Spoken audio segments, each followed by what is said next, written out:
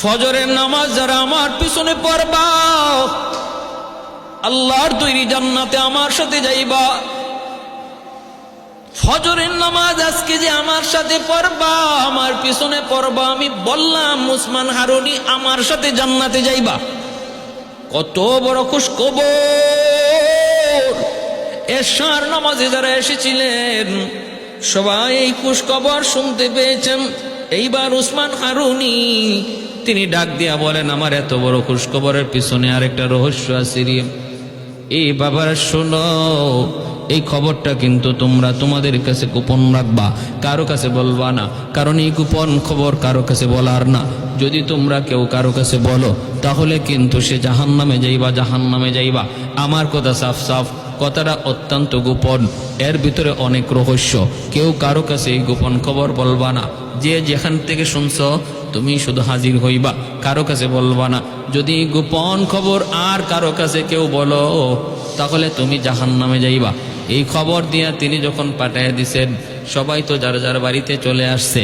ভাই ভাইয়ের কাছে ঘুমাইছে, কিছু কয় না, ঘুমায় না, অপেক্ষায় শুধু ফজরের আজান কখন পড়বে।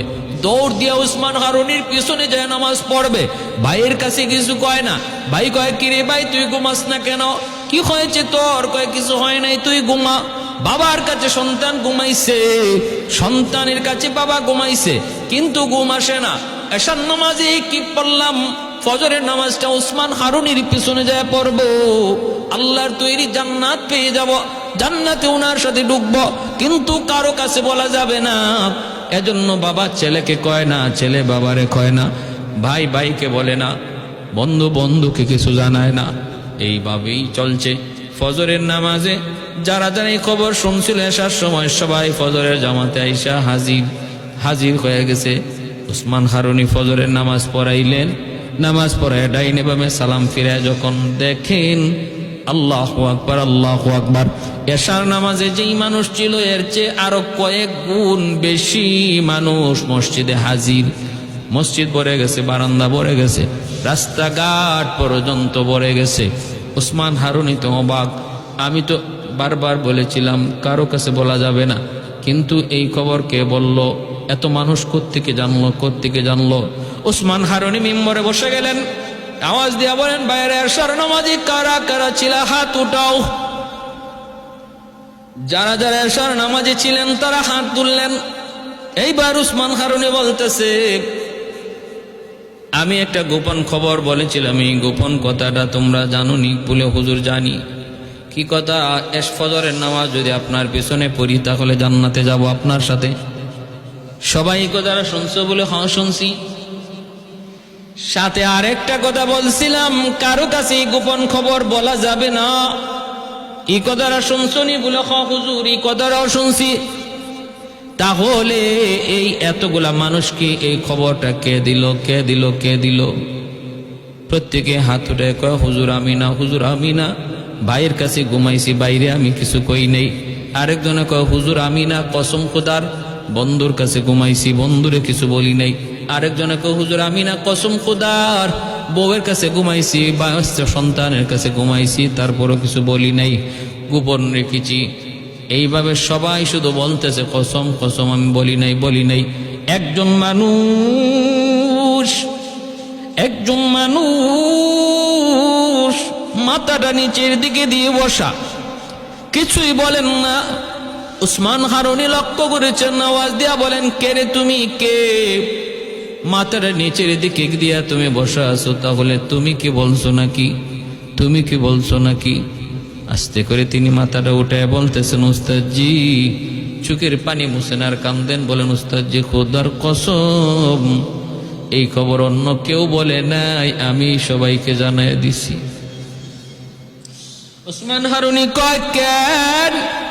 কি জন্য? জাহান্নামে যাইতে বুঝি মন চায়?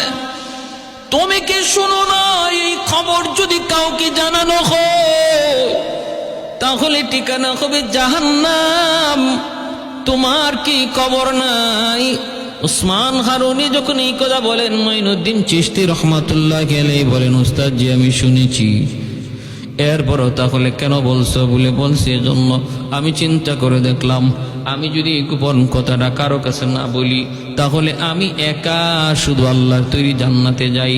আর যদি আমি গোপন কথাটা মানুষকে জানায় দেই, আল্লাহর হাজারো বান্দা জান্নাতে যাওয়ার সুযোগ পায়।